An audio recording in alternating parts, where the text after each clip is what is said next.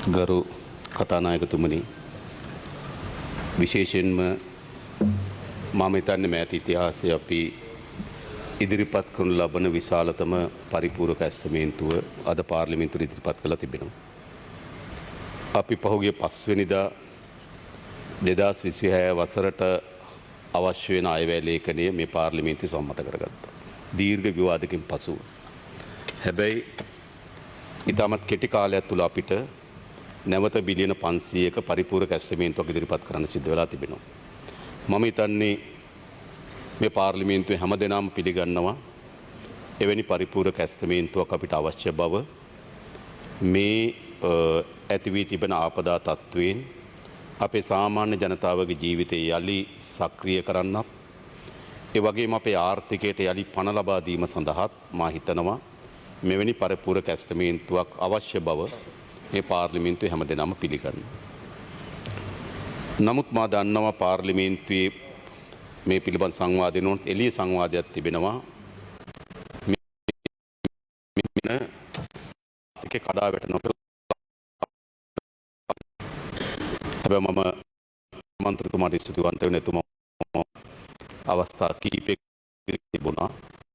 ඒට මේ ප්‍රතිපාදන වෙන් කිරීම සඳහා මුදල් ඒ වගේම අරගෙනත් ඔහුගේ ප්‍රකාශයක් ඉදිරිපත් කරලා තිබුණා.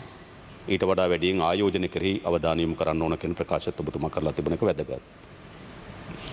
ඒ නිසා මා ඉස්සරළම යම් පැහැදිලිවීම කරන්න ඕන මේ සමාජයේ අනියත බියක් හදනවා. මෙවැනි විශාල මුදල් ප්‍රමාණයක් පරිපූර්ණක ඇස්තමේන්තුවක් හරහා ඉදිරිපත් කිරීම තුළින් ආර්ථිකයේ විශාල තරජනයකට මුහුණ දෙනවා කියලා. ඒ නිසා මම දැක්ක අප්‍රේල් වලදී නේද වැටෙනවා නේද ආර්ථිකය කඩා වැටෙනවා කියලා. මම හිතන ඔබතුමා ගියත් දැන් අර අභ්‍යන්තර සාකච්ඡාවක් තිබුණේ ඔබතුමාලගේ පක්ෂේ. ඔබතුමා ගියේ නැද්ද ආර්ථික සාකච්ඡාවට? ආරාධනා කරලා නැහැ රවි කරුණානායක මන්ත්‍රීතුමාට. ඒ සාකච්ඡාවේදී කියලා තියෙනවා දැන් අප්‍රේල් වල මේක වැටෙනවා කියලා. ඒක අහගෙන ඇවිල්ලා මම දැක්කා කීප දෙනෙක්ම මාධ්‍ය සාකච්ඡා අප්‍රේල් වල වැටෙන කතාවක් ඉදිරිපත් කරලා තිබෙනවා. මේ ඉදිරිපත් කරන්නේ මේ බිලියන 500 වෙන් කිරීම හරහා සිදුවිය හැකි ආර්ථික ප්‍රතිවිපාක කියලා තමයි උන්ගේ අදහස. හැබැයි අපි ඉතාමත් හොඳින් මූල්‍ය විනයක් සහ ඉලක්කයක් සහිත වැඩ කරපු ආණ්ඩුවක්. ඒ නිසා අපි බැලුවොත් මේ 2025 වසර බැලුවොත් 2025 වසරේ අපිට අපේ රටේ ආර්ථික ශේත්‍රය ඉතාමත් වැදගත් සාධක ගණනාවකින් අපි වාර්තා තබලා කිනවට වඩා හොඳ ජයග්‍රහණ ලබලා තිබෙනවා. පළවෙනි එක ගත්තොත් තමුන්වන්සලා දන්නවා අපේ රටේ භාණ්ඩාගාර ගිණුම දීර්ඝ කාලයක් භාණ්ඩාගාර ගිණුම ගියේ OD එකේ. බැංකු අයිරාවකින්. සමහර වෙලාවට 30 පොලි අනුපාතයේ 33 36 වගේ පොලියක් ගෙවුවා මේ බැංකු අයිරාව වෙනුවෙන්. කොච්චර බැංකු අයිරාවක් තිබුණද? 2018 බැංකු අයිරාව බිලියන 180යි. ටෙසරි එක බිලියන 180ක අයිරාවක් එක තමයි ගමන් කරේ. 2019 බිලියන 274යි. 2020 බිලියන 575යි. 2021 බිලියන 821යි. ඒ කියන්නේ ආණ්ඩුවේ account එක OD වෙලා තිබුණා බිලියන 821ක 2021. හැබැයි මම කියන්න කැමතියි 2025 නොවැම්බර් වෙනකොට අපේ ආණ්ඩුවේ භාණ්ඩාගාර account එකේ ධන අගය බිලියන 1202යි. 2021කට සාපේක්ෂව එදා බැංකු අයිරාව බිලියන 800යි. අද ධන අගය 1200 කියන්නේ බිලියන ට්‍රිලියන 2ක ඉහළ යාම. ඒක ඉතා වැදගත් අපේ රටේ ආර්ථිකය. මම හිතන්නේ එවැනි සංචිතයක් නොතිබෙන්න අපිට අද මේ බිලියන 500 වෙන් කිරීමේ හැකියාවක් ලැබෙන්නේ නැහැ. එහෙනම් වෙන උපාය මාර්ග ගණනාවක් අපිට හොයාගන්න වෙනවා මේ බිලියන 500 සම්පූර්ණ කරගන්න. දෙවෙනි එක අපේ ආදායම ගත්තොත් රාජ්‍ය ආදායම 2007 වසරට පසුව 2007 වසරේ තමයි අපිට 16.6ක රාජ්‍ය ආදායමක් තිබුණා. හැබැයි 2025 වසරේ අපි 15.9ක රාජ්‍ය ආදායමක් උපයනවා. ඒ කියන්නේ 2007න් පසුව ලංකාවේ වැඩිම ආදායම් ප්‍රමාණය මේ වසරේ උපයනවා. ඒ ආර්ථික හයිය අපිට අවශ්‍ය මේ අර්බුදයට මුහුණ දෙන්න. තුන්වෙනිම අයවැය හිගය. අයවැය හිගය බලුත් 1977න් පසුව 1977 තමයි අවසානයේදී 4.5ක අයවැය හිගයක් තිබුණේ. 77න් පසුව 4.5ට වඩා වැඩි අයවැය ගියන් තිබුණේ. සමහර කාලවල 10.8 දක්වා 2014 13 කාලේ ගමන් කරලා තිබුණා. අපිට කියන්න සතුටුයි 1977 තිබුණු අයවැයෙහි ගිය දශක ගණනාවකට පසු මේ අවුරුද්දේ 4.5 දක්වා ඇවිල්ලා තියෙනවා. 77න් පස්සේ අඩුම අයවැයෙහි ගිය වාර්තා කරලා තිබෙනවා. ඒක වැදගත් දෙයක්. ඒ වගේම අපි දන්නවා අයවැය ඉලක්ක බැලුවොත් අයවැය ඉලක්ක බැලුවොත් මුළු අපේ අයවැය ඉතිහාසයේම ආදායම් ඉලක්ක අභිබවා ගියපු අවුරුද්ද බවට මේ අවුරුද්ද පත් වෙලා තිබෙනවා. මුළු ඉතිහාසයේම හැමදාම අයවැය ලේඛනෙන් ආදායම් අපේක්ෂා කරනවා. හැබැයි ආදායම් උපයාගන්නේ නැහැ. මේ අවුරුද්දේ අපි අපේක්ෂා කරා බිලියන 4960ක්. මේ 2025 දෙසැම්බර් 15 වෙනකොට බිලියන 5125යි. ලංකා ඉතිහාසයේ පළමු වතාවට අයවැය ලේඛනකින් අපේක්ෂා කරන ලද ආදායම ඉක්මවා යන්න අපිට පුළුවන්කම ලැබුණා. ඒ වගේම ගත්තොත් අපේ ණය සීමාවන් හැමදාමත් අපි දන්න අයවැය ලේඛනයක් ඉදිරිපත් කරාට පසුව හැමදාමත් ණය සීමාවන් වැඩි කරනවා. හැබැයි අපිට පුළුවන්කම ලැබුණා ඒ ණය සීමාව වැඩි නොකර තබා ගන්න. මේ 2026 සඳහා අපි අයවැය ලේඛන ඉදිරිපත් කරනට කිව්වා බිලියන 3800ක ණය සීමාවක් අපි අපේක්ෂා කරා. නමුත් අපි අයවැය යෝජනා බිලියන 3700 සීමාව අපේ ණය වැඩි කරන්නේ නැතුව කරන වැදගත්. එනිසා දීර්ඝ කාලයකට පසු අයවැය ලේඛනෙන් අපේක්ෂා කරන ණය සීමාව තුල ආරක්ෂා වීම සඳහා අපිට හැකියාව ලැබිලා තියෙන එක දීර්ඝ කාලයකට පසුව. ඒ වගේම 1950න් පස්සේ අපේ ප්‍රාථමික ගිණුමේ අතිරික්තයක් තිබිලා තියෙන අවස්ථා 6යි 2024 වෙනකම්. 1956න් පස්සේ අවුරුදු 74ක්. ඒ මුළු අවුරුදු 74ෙම ප්‍රාථමික ගිණුමේ ධනාතිරික්තයක් තිබිලා තියෙන්නේ අවස්ථා 6යි. ඒ අවස්ථා 6ම 100ට වඩා අඩුයි. මතකද බලන්න. 0.6යි 0.5යි 0.4යි 100ට වඩා අඩුයි. හැබැයි මුළු ඉතිහාසෙම පළමු වතාවට අපේ ප්‍රාථමික ගිණුමේ අතිරික්තය 3.8ක් වාර්තා කරන මේ අවුරුද්දේ. ඒ කියන්නේ මොකද්ද මේ? සියලු අපේ විදේශ ප්‍රේෂණ ලංකාවේ තියෙන වැඩිම විදේශ ප්‍රේෂණ මේ අවුරුද්දේ ලැබෙනවා. අපේ සංචාරක ඉපීම් 2018 තමයි බිලියන 3.8ක වගේ සංචාරකයන් අපි ඒක අභිභවය කියලා අපේක්ෂා කරනවා. අපේ අපනයන ආදායම ඩොලර් බිලියන 18කට ආසන්නව අපේ භාණ්ඩා සේවා අපනයන ආදායම උපයා ගන්න හැකි වෙයි කියලා. ඒ සියලු වාර්තාය. මම කියන්නේ නැහැ හැබැයි මේ දත්තවලින් මේ විදියට අපි ඉතාමත් ප්‍රශස්ත මට්ටමක පෙන්눔 කරලා තිබෙනවා. ඉතාමත් ශක්තිමත් මූල්‍ය කළමනාකරණයක් සහ ඉතාමත් ඉලක්ක සාගත වැඩ කිරීමේ ප්‍රතිඵල හැටියට. නමුත් අපේ ආර්ථිකයේ තිබුණේ අර විශාල කම්පනයන්ට ඔරොත්තු දෙන සමත් ආර්ථිකයක් නෙවෙයි අපිට තිබුණේ. අපේ ආර්ථිකය කුඩා හෝ වැරදි තීන්දුවක් බරපතල ගණේ විනාශයන් ඇති කරන ආර්ථික තත්ත්වයක් අපිට පොඩි වැරදි වරදා ගන්න තීන්දුවක් විශාල හානිකර ප්‍රතිඵල ගෙනත් දෙනවා. සාමාන්‍ය ලොකු වැරදීම් හානිකර ප්‍රතිඵල දෙන එක පිළිගන්න පුළුවන්. හැබැයි අපේ ආර්ථිකය තිබුණේ අපි ඇති කරන ලබන කුඩා වැරදීමක් මාරාන්තික ප්‍රතිඵල ගෙන ආර්ථිකයක් අපිට තිබුණා. ඒ නිසා අපි මේ අපේ ගත වුණු මාස 14ක් 15කට ආසන කාලය ඇතුළත අපි ඉතාමත් සංයමී වරදගන්නේ නැතුව ඉතාමත් සියුම් තැන් පවා අධ්‍යයනය කරමින් මෙදියත් වෙමින් අපි ආර්ථික ස්ථායීභාවයකට ගෙනත් තියෙනවා. මම හිතන්නේ කවුරුත් පිළිගන්නවා. කාටවත් ප්‍රතික්ෂේප කරන්න බෑ. හැබැයි එවැනි ආර්ථික ස්ථායීභාවයක් ඇතුළේදී තමයි අපිට මේ ප්‍රහාරය එල්ල වෙලා තිබෙන්නේ. මේක ප්‍රහාරයක් ආර්ථිකයටත් අපේ ජන ජීවිතයටත් අපේ පරිසර පද්ධතියටත් මේක ප්‍රහාරයක්. ඒතර අපි පූර්ව වශයෙන් අපි හිටියේ නැත්තම් මෙවැනි ආර්ථික වශයෙන් ශක්තිමත් සහ ස්ථාවර තැනක අපිට මේකට මුහුණ දෙන්න බෑ. අපිට මුහුණ දීම සඳහා ධෛර්යය විශ්වාසය නිර්මාණය කරන්නේ අපි සතුව මේ වෙනකොට අපි අත්පත් කරගෙන තියෙන ආර්ථික ස්ථාවරභාවයේ ස්වභාවය. ඒක වැදගත්. නමුත් අපි දන්නවා මෙවැනි ප්‍රහාරයකට ඔරොත්තු දීමේ මට්ටමට මේ ආර්ථිකය වර්ධනය වෙමින් නොතිබුණු බව අපි දන්නවා. අපි ක්‍රමානුකූලව බිඳ වැටුණු රටක් පියවරෙන් පියවර ස්ථායීභාවය සඳහා ගොඩනගමින් තිබුණු වෙලාවක තමයි මේ කම්පනය අපේ ආර්ථිකයට ගෙනත් දීලා තියෙන්නේ. ඒ නිසා දැන් තවත් අපි මේ ආර්ථිකයට මේ ඇති වී තිබෙන කම්පනය සමනය කර ගැනීම සඳහා අවශ්‍ය වෙන ඉතාම සියුම් මැදිහත් වීම අපි මේ ආර්ථික කළමනාකරණය කරගත යුතුයි. හැබැයි ආර්ථිකයක් මොකටද? ආර්ථිකයක් මොකටද? මසුරු සිටානෝ වගේ සියල්ල එකතු කරමින් ධනෙ එක්රැස් කර ගැනීම නෙවෙයි ආර්ථිකයක් කියන්නේ. ආර්ථිකයක් කියන ආර්ථිකය ලබා ගන්නා යම් හෝ ප්‍රතිලාභයක් තිබෙනවා නම් ඒ ප්‍රතිලාභය පෙරලා ජනතාවට ගලාගෙන යා යුතුයි. එහෙම නැතුව භාණ්ඩාගාරයේ ධනය ධන උණයි කියලා භාණ්ඩාගාරයේ ට්‍රිලියන ගණන් අතිරික්තයක් තිබුණයි කියන එකේ මොකක්ද ජනතාවට ලැබෙන ප්‍රතිලාභ.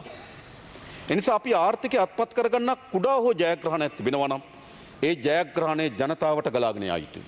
ඒක තමයි අපි ස්ථාවරය.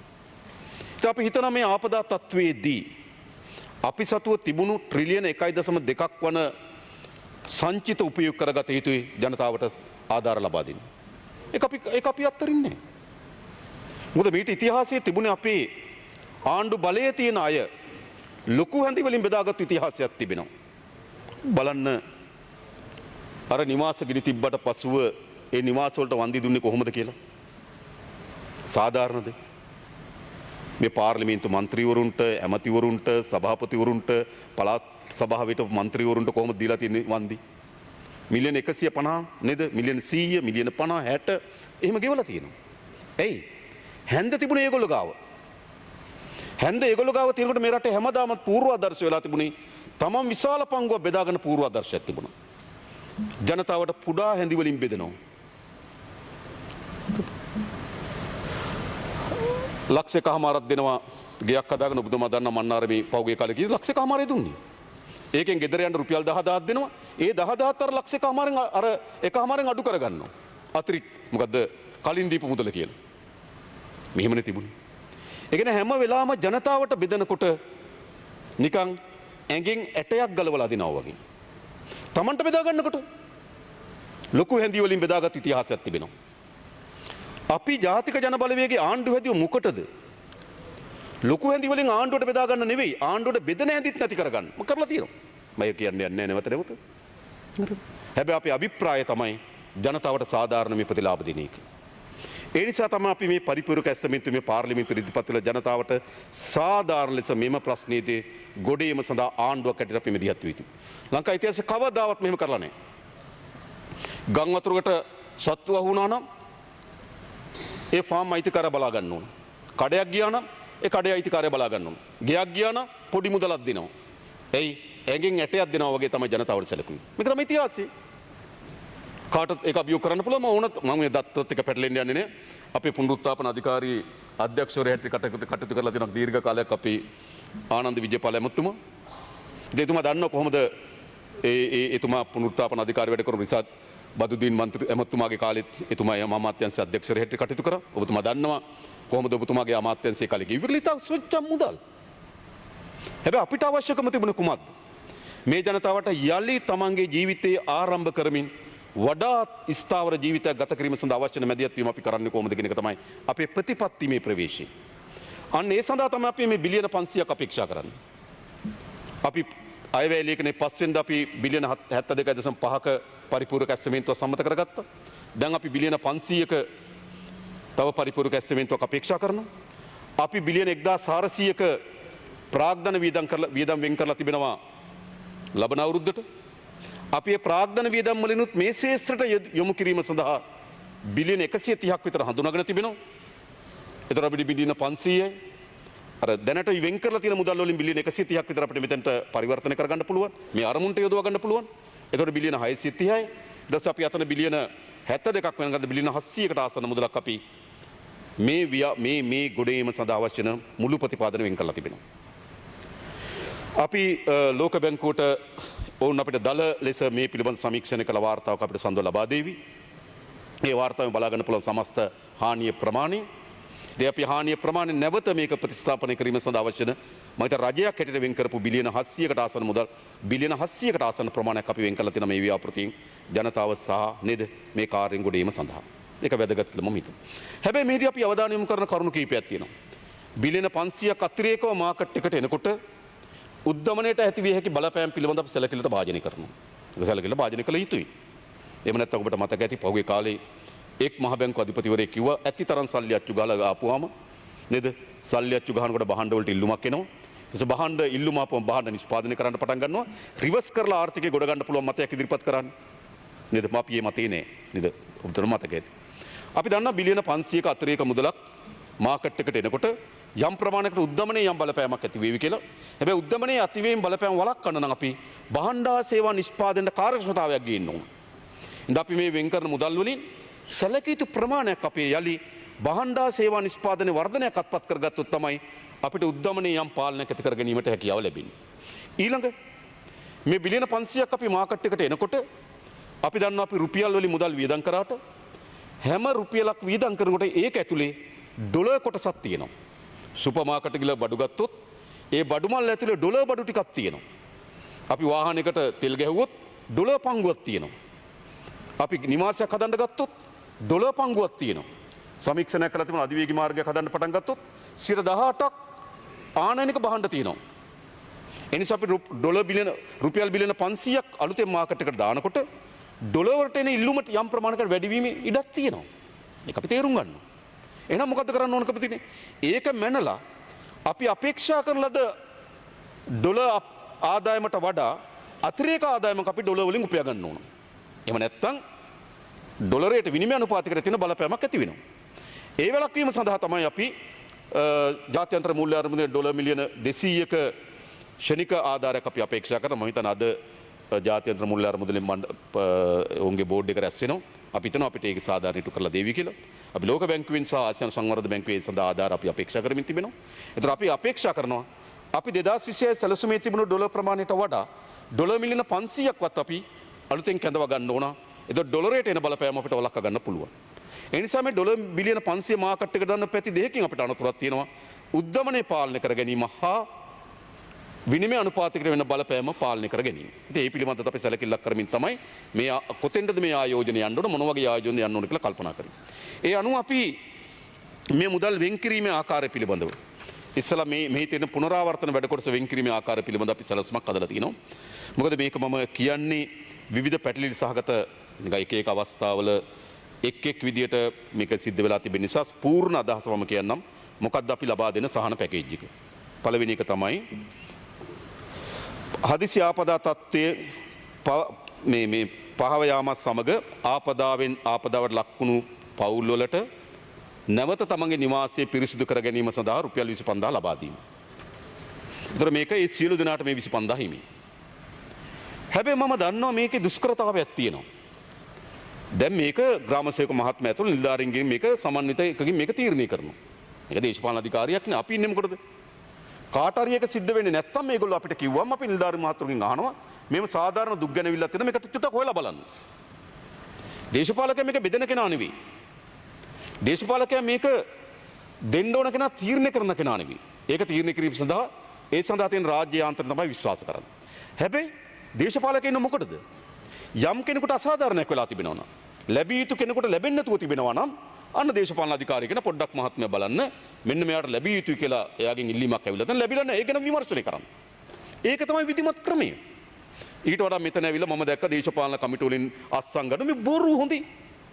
අපි තා පැහැදිලි විධිමත් ක්‍රමයක් හදලා තියෙනවා රාජ්‍ය යාන්ත්‍රණ. හැබැයි මෙතන ප්‍රශ්නයක් තියෙනවා. මේකේ බවුන්ඩරි සීමාවන් හරියට නිශ්චිත වෙන්නේ නැහැ කොහොම වුණත්. මිදුලට වතුර ආවද? ඇතුළටම වතුර ආවද? නේද? පාරේ වතුර ගියාද? මේ වගේ තියෙන පොඩි දුෂ්කරතාවයන් තියෙනවා. ඒ නිසා මම දන්නවා මේදි විශාල වැඩ කොටසක් කරන ග්‍රාම නිලධාරි මහතුරු.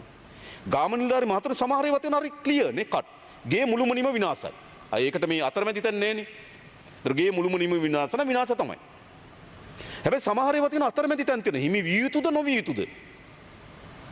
ඉතින් ග්‍රාම නිලධාරි මහත්මයා කල්පනා කරනවා හිමි විය යුතු කෙනා තෝරගන්න. එතකොට යම් ප්‍රමාදයක් සිද්ධ වීමේ ඉඩක් තියෙන මේක ස්වභාවිකයි. දැන් රජයේ රස්සාවක් තිබිලා නැති වුණා නම් දන්නවා රජයේ රස්සාවක් තිබුණා පැමිණීමේ ලේඛන තිබුණා නැති වුණා ගානක් දුන්නා ඉවරයි. හැබැයි මේක හිම නෙවෙයි. මේක විවිධත්වයන් ගොඩක් තියෙනවා. විවිධත්වයන් ගොඩක් තියෙනකොට හැම විටම මොකද වෙන්නේ? කෙනෙක් කියන මටත් හිමි විය යුතුයි. නිලධාරි මහත්මයා කියන ඔයාට හිමි නෑ කියලා. මෙයා හිතන මට හිමි විය යුතුයි කියලා. එහෙම පොඩි පරස්පරතාවයන් තියෙන ඔබ දේශපාලන අධිකාරියට දේශපාලන නායකින්ට ගම්වල වැඩ කරනු දන්නවා මේක. ඉතින් මේක අපි කවුරුත් මුහුණ දෙන යථාර්ථයක් මෙවැනි ව්‍යසනයකදී.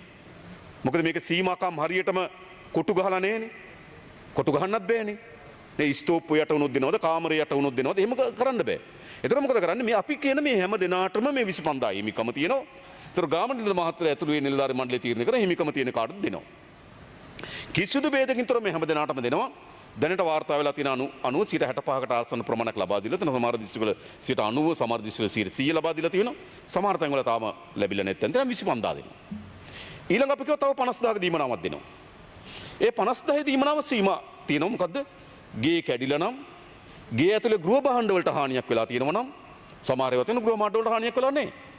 ගෘහ භාණ්ඩ වලට හානියක් වෙලා තිබෙනවා නම් එයාට මූලික උපකරණ ටික අඩුම තරමේ ඉවුම් පිහුම් කර ගැනීම සඳහා අවශ්‍ය උපකරණ ටික කවදාවත් රට ආණ්ඩුවක් මෙහෙම කල්පනා කරලා නැහැ. අපි බලනකොට ගෑස් සිලින්ඩරේ ගිහිල්ලා ලිප ගිහිල්ලා නම් නේද? එයාට මූලික දේවල් ටික කරගන්න බැරි නම් අපි ගෙදර යන්න කිව්වට වැඩක් නැහැ. අපි මේ හැම පවුලකටම රුපියල් 50000 ලබා දෙනවා. ඒක තමයි ප්‍රතිපත්ති මිතිර. මේවට තියෙන මේකට නිකන් 50000 අර ප්‍රතිපත්තිමේ මූලධර්මයක් මත තමයි අපි මේක ලබා දෙන්නේ. මොකද එයා ගෙදර යනවා, ගෙදර බහඬ යට වෙලා තියෙනවා. ඒ ග්‍රාම නිලධාරි මහත්මයා වාර්තා කරනවා නම් එයාට මේ 50000 හිමි. ඊළඟ තව කණ්ඩායමක් ඉන්නවා.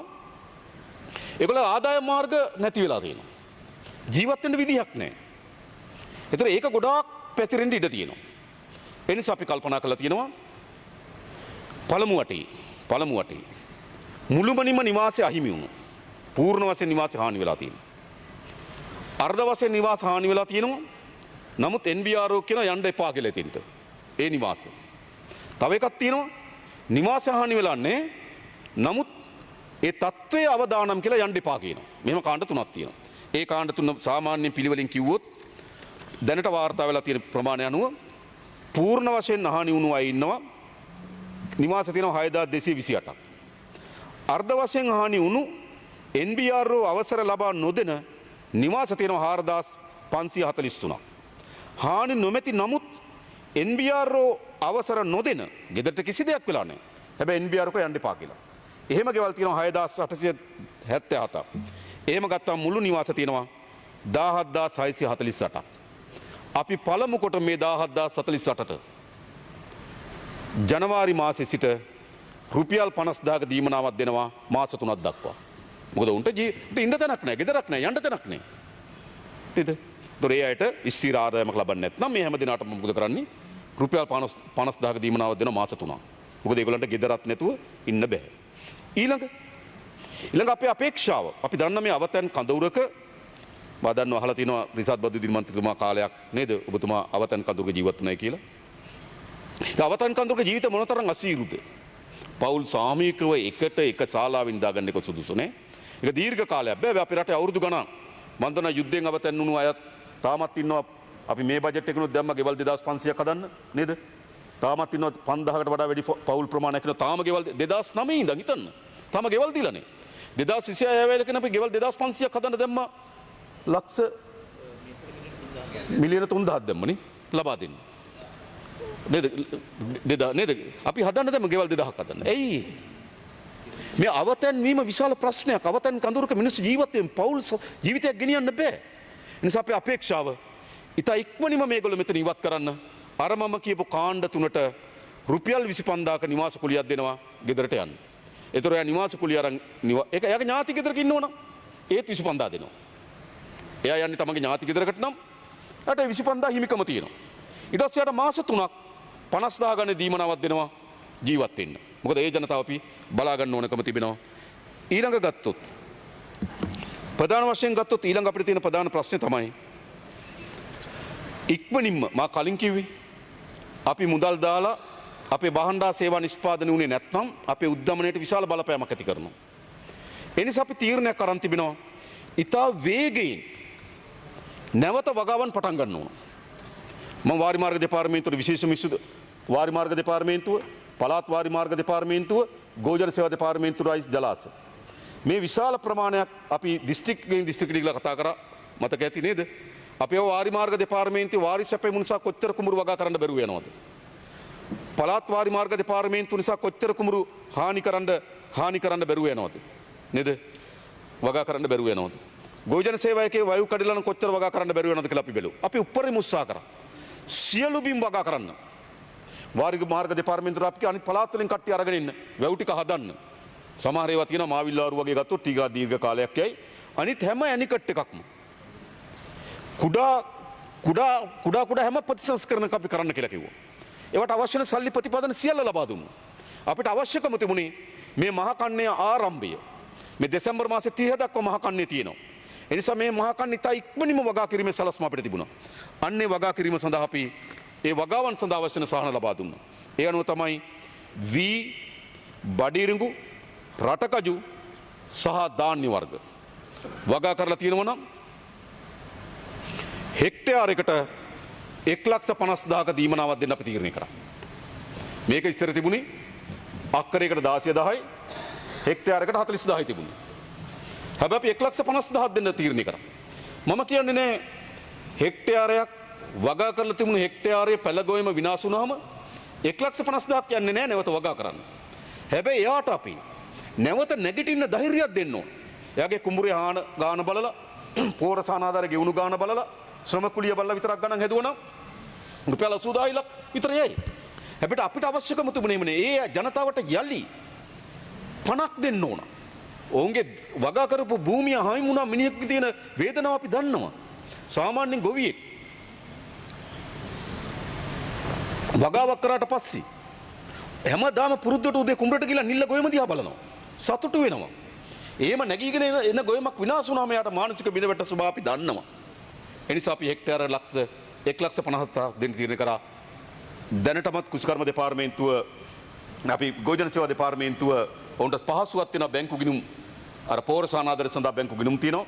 වාර්තා ඒගොල්ලෝ මට කිව්වා 15 වෙනිදා වෙනකොට ඔක්කොම අරගෙන අවසන් කර මම හිතන ලබන සතියේ ඒ පෝරසානාදර ලබාගත්තු හැම ගොවියෙකුටම මේ 1,50,000 හෙක්ටයාරක 1,50,000 ඒ දීමනාව ලබා දෙන්න පුළුවන්කම තියෙනවා. ඒක අපි දෙන්නෙක් නැවත පටන් ගන්න. ඊළඟ අනිකුත් Does this house agree to extend the allocated time until today's proceedings are concluded? Yes. Honorable President. ඊළඟ එළවලු. ඒතර එළවලු කියලා තමයි අපි මූලික වශයෙන් කිව්වේ. නමුත් අපිට ප්‍රදේශ වලට ගියාට පස්සේ දැනුණා එළවලු. කිව්වට මිරිස් වගා කරපු අය ඉන්නවා. ඒතර ඒගොල්ලොත් එළවලු කාණ්ඩයට අපි ඇතුල් කරා. ඊළඟ ලූණු වගා කරපු අය හිටියා. ඒගොල්ලොත් අපි එළවලු කාණ්ඩයට ඇතුල් කරා. ඊළඟ ගස්ලබ වගා කරපු අය හිටියා. ඒගොල්ලොත් එළවලු කාණ්ඩයට ඇතුල් කරා. ඊළඟ කෙසෙල් වගා කරපු අය හිටියා. ඒ ඔක්කොම එළවලු කාණ්ඩයට ඇතුල් කරා. දැන් එළවලු කෙසෙල් මිරිස් ලොකු ලූණු සහ ගස්ලබු ඇතුල් කරලා හෙක්ටයාරයකට ලක්ෂ 2ක් දෙන්න තීරණය කරලා තිබෙනවා. ඔක්කොම දෙන්න පුළුවන්. නැවත මේ වගාව පටන් ගන්න ඕනකම තිබෙනවා. ඊළඟ මීට අතිරේක වශයෙන් අපිට විශේෂයෙන්ම අපනයන කුස්කර්මාන්ත පැත්තේ යෝජනා ගණනාවක් ආවා. ඒ වගේ අපි තීරණය කරලා තිබෙනවා ඝනත්වය අනුව ගම්මිරිස් වගාවට අවශ්‍ය වෙන වන්දි මුදල් ලබා දෙන්න අපි තීරණය කරලා තිබෙනවා. ඒ වගේම එනසාල් වලට වගාවට අපි වන්දි දෙන්න තීරණය කරලා තිබෙනවා. තව කෝපි වගාවට වන්දි දෙන්න තීරණය කරලා තිබෙනවා. ඊට අවශ්‍ය වෙන අපි දත් ඔක්කොම ලබා දීලා තියෙනවා. ඒ දත් අනුව මම හිතන්නේ ගම්මිරිස් පැලයකට රුපියල් 250 ගාණක් ගෙවන්න තීරණය කළා තියෙනවා. ගම්මිරිස් වැලකට රුපියල් 250 ගාණක් ගෙවන්න සාමාන්‍ය හෙක්ටයාරයක ගම්මිරිස් පැල 1700ක් වගේ වගා කරනවා. 250 ගාණක් ලබා දෙනවා අපිට. ඒතර නැවත ඒ වගාවට ගේන්න ඕන. ඒ විතරක් නෙවෙයි අපනයන කුස්කර්ම දෙපාර්තමේන්තුව එකඟතාවය පළ කරලා තියෙනවා. ඔවුන්ට අවශ්‍ය නව වගාවට අවශ්‍ය වෙන පැල ලබා දෙන්න අපනයන කුස්කර්ම දෙපාර්තමේන්තුව. ඒතර අපිට පුළුවන් ඒ වගාවත් යලි නේද මෙතෙන්ට ගේන්න. ඊළඟ ප්‍රධාන වශයෙන් මුහුණ දුන්න ප්‍රශ්නේ තමයි සත්ත්ව පාලනය පිළිබඳ ප්‍රශ්නේ. මොකද සත්ත්ව පාලනයේදී වෙන ප්‍රශ්නේ තමයි කුඹරකට නම් හෙක්ටයාර කියලා මිම්මක් තියෙනවා. එළවලට නම් අක්කරේ කියලා මිම්මක් තියෙනවා. හැබැයි සත්ත්ව පාලනයට එහෙම මිම්මක් නැහැ. සත්තු කොච්චර ඉන්නවද? එතකොට සත්තුන්ගේ සත්තු වර්ග ගොඩක් ඉන්නවා. එකම සතාගේ වුණත් ලොකු සත්තු ඉන්නවා, පොඩි සත්තු ඉන්නවා, පැටව සත්තු ඉන්නවා. ඒ නිසා විවිධත්වයෙන් ගොඩයි. ඒත් අපි මේ විවිධත්වය කොහොමද සාධාරණ ඉටු කරන්නේ? ඒ වගේම රෙජිස්ටර් වෙන්න ඕන. අපේ පසු වෛද්‍ය කාර්යාලය මේව රෙජිස්ටර් වෙන්න ඕනකම තියෙනවා. සමහර ඒවා රෙජිස්ටර් වෙලා නැහැ. ඒතකොට ලියාපදිංචි වෙලා නැති ඒවා ගැන අපි වෙනම හිතන්න ඕනකම තියෙනවා. හැබැයි පළමු පියවර ලියාපදිංචි වෙච්ච ඒවාට අපි සැලසුම් හදලා තියෙනවා. ඒකදී අපි හිතනවා දෙමුන් ගවයෙක් නැති වුණොත් විපතරපත් වෙලා තියෙනවා නම් ලක්ෂ 2ක ආධාරයක් දෙන. එක ගවයෙකුට ලක්ෂ 2ක් දෙනවා. උපරිම ගවයන් 10ක් දක්වා. කාට හරි දෙමුන් වර්ගේ ක්‍රොස් කරපු ගවයින් 10ක් ඔහුට නැති වෙලා තියෙනවා නම් මිලියන 2ක් හම්බෙනවා. 10ට වඩා වැඩි නම් ඒත් මිලියන 2යි. මොකද ඒකේ සීමාවක් දාන්න උඩින් කැප් එකක් අපි දාන්න ඕන. ඒ නිසා එක ගවයෙකුට ලක්ෂ 2 ගානේ අපි ගවයින් 20ක් සඳහා ඒ ආධාරය දෙන්න තීරණය ගවින් 10ක් සඳහා ඒ ආධාරය දෙන්න තීරණය කළා තිබෙනවා. ඊළඟ දෙමුන් නොවන දේශීය ගවයින් ඉන්නවා. දේශීය ගවයෙකුට අපි තීරණය කළා තියෙනවා 50000 ගානේ දීමනාවක් දෙන්න. දේශීය ගවයෙක් නැති වෙලා තියෙනවා ලොකු කෙනෙක්ද පොඩි පැට වේද කියන ભેදකින් තොර 50000ක් දෙනවා. උපරිම සත්තු 20 දක්වා. ඒ කියන්නේ රුපියල් මිලියනයක දීමනාවක් යාට ලබා ගන්න පුළුවන්කම තිබෙනවා. දේශීය හරකෙක් නැති වෙලා නේද හරක් 20ක් දක්වා දීමනාව දෙනවා. ඊළඟ ගත්තොත් අපි සැලසුම් හදලා තියෙනවා සූකර පාලනය. එළු සහ බැටලු. එතකොට මේ වගේ ප්‍රශ්නයක් තිබුණ හැම වෙලාවම දැන් මතක ඇති අර සූකර වුණ ආපු වෙලාවෙදිත් අපි ඇත්තට මේ කර්මාන්තේ නැවත ගොඩනගන්න ආධාරයක් දෙන්න කල්පනා කරා. නමුත් ඒ වෙලාව තිබුණ දේ තමයි මේවා ලියාපදිංචි වෙලා නැහැ. මෙයා ගාව කොච්චර සත්තු ඉන්නවද? කොච්චර සත්තු මිය ගියාද කියලා ලියාපදිංචි භාවයට පත් වෙලා නැහැ. ඒ නිසා අපේ සත්ත්ව පාලනයේ යෙදෙන හැම ගොවියෙක්ගෙම ප්‍රධාන අභිප්‍රාය බවට පත් වෙන්න ඕන. ඔවුන් පසු වෛද්‍යකාර ලියාපදිංචි වෙන්න. කොච්චර සත්තු ප්‍රමාණයක් ඉන්නවද කියලා අඩුම තරමේ මාස 6න් අයට තමන්ගේ සත්තු ප්‍රමාණය ගැන වාර්තා කරන්න ඕන. ලියාපදිංචි නොකරන ගොවිපලකට පසු වෛද්‍ය සේවාව ලබා දෙනවා නම් මුදලක් අය කරන්න ඕන. නොමිලේ ලබා දෙන්න බෑ. ඉදිරියට. ඒතොර ලියාපදිංචි නම් පසු වෛද්‍ය සේවාවට මුදල් ගන්නේ නැහැ. හැබැයි ලියාපදිංචි නැත්නම් මුදලක් ගන්නවා. ගවේ ප්‍රවාහන සහතික දෙනකොට ලියාපදිංචි වෙලා නැත්නම් පලාතෙන් පලාතට මාරු කරන්න දෙන්නේ නැහැ. ඒ නිසා ලියාපදිංචි වීම අත්‍යවශ්‍යයි. නමුත් දැන් ලියාපදිංචි වෙලා නැහැ. නමුත් අපි මෙම සූකර එළු සහ බැටලු කියන වර්ග තුනටම එක සතෙක් අහිමි වෙලා තියෙනවා නම් රුපියල් 20000ක් දෙනවා. ඒ 20000 ගානේ සත්තු 20ක් සඳහා අපි ලබා දෙන්න තීරණය කළා තිබෙනවා. දොර කාට හරි සත්තු 5ක් නැති වෙලා නම් රුපියල් ලක්ෂයක දීමනාවක් ලැබෙනවා. කාට හරි සත්තු 20ක් නැති වෙලා තියෙනවා නම් ලක්ෂ 4ක දීමනාවක් ලැබෙනවා. සත්තු 20ට වඩා වැඩි හරි අඩුයි අපි බැලුවා. මේක අපි ටිකක් බලලා තමයි කරලා තියෙන්නේ. ඒ අනුව මම හිතන්නේ අපිට ලක්ෂ 4ක දීමනාවක් නෑ. හැම සත්තුකටම අපි 20000ක් වගේ දෙනවා. මොකද අපි බැලුවා සාමාන්‍යයෙන් පැටවෙක් ඊට වඩා රුපියල් 5000 6000 පැටව යන්නේ. ඒතොර යාට පැටව ඇති කරගෙන නැවත ඇති කරගන්න පුළුවන් ගාලට දීලා ආහාර පාන සකස් කරගෙන මේ වැඩේ කරන්න පුළුවන්කම තියෙනවා. ඒ නිසා යලි අපි සත්ත්ව පාලනයේ නගා සිටීම සඳහා ඒ සැලැස්ම සකස් කරලා තිබෙනවා.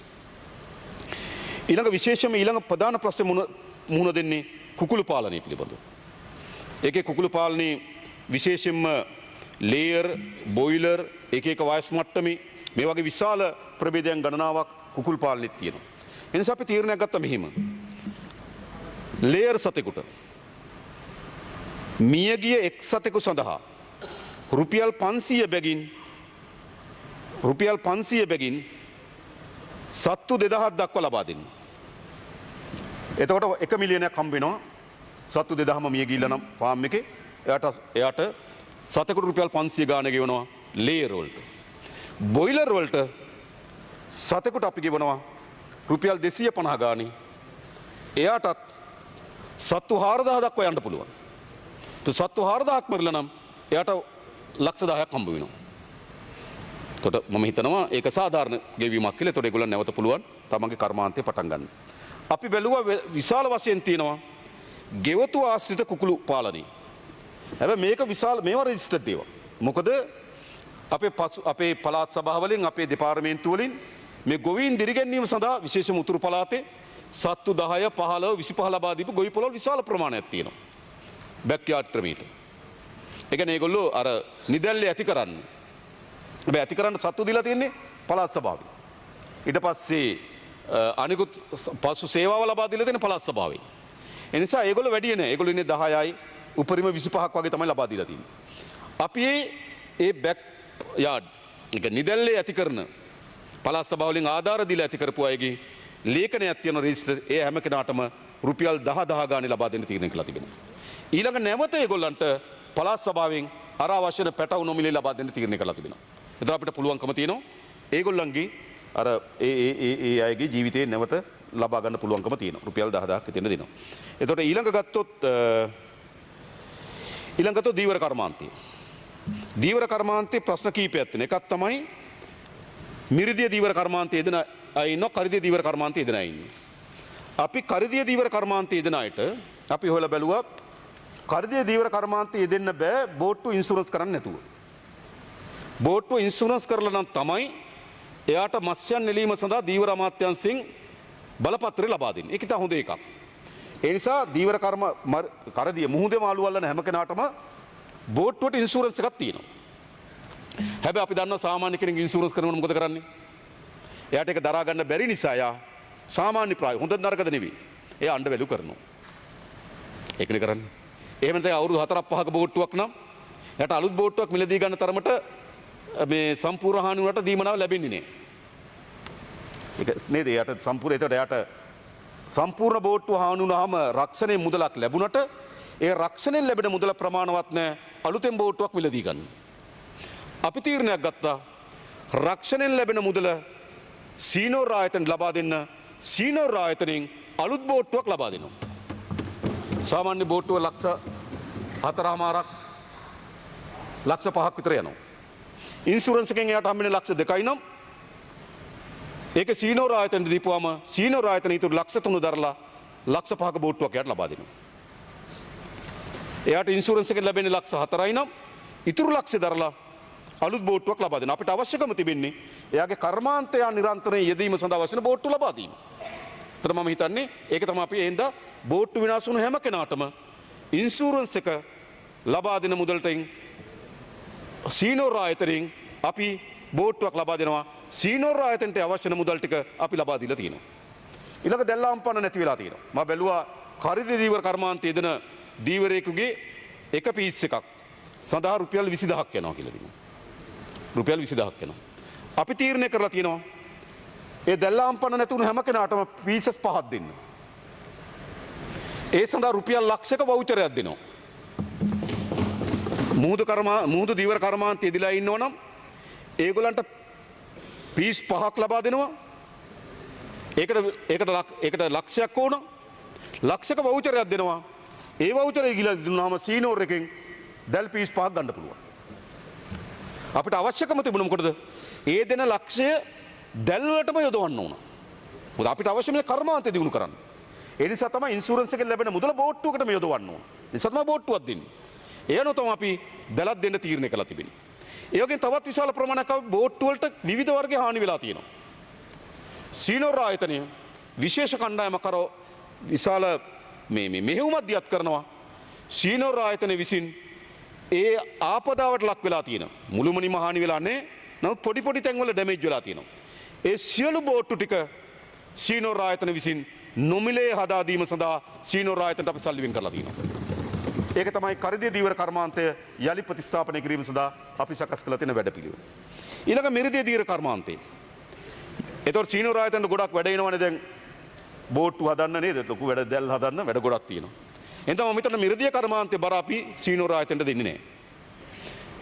මිරිදිය කර්මාන්තය අපි කරන දේ තමයි ඔරුවක් නැති වෙලා තියෙනවා නම් සම්පූර්ණ වශයෙන් ඔරුව හානි වෙලා තිබෙනවා නම් රුපියල් ලක්ෂයක් දෙනවා එයාට අලුත් ඔරුවක් මිලදී ගැනීම සඳහා අවශ්‍ය වෙන ආධාරයක් ලෙස. රුපියල් ලක්ෂයක් ලබා දෙන ඔරුවක් නැති වෙලා තිබෙනවා. ඒගොල්ලන්ටත් දැල් පීස් ප්‍රමාණයක් දෙනවා උපරිම 5 දක්වා. අපිට දීවර අමාත්‍යාංශ කැඳවුවාම අපිට කියලා තියෙනවා ඒ වගේ විශේෂම දීවර සමිති තියෙනවා. මේ දීවර සමිතිවල එක දීවරයට හිමි අහිමි වුණු දීවර දැල් පිළිබඳ අදහසක් තියෙනවා කිව්වා. එතකොට අපි මේ අදාළ දීවර දැලටම දෙන්න පුළුවන්.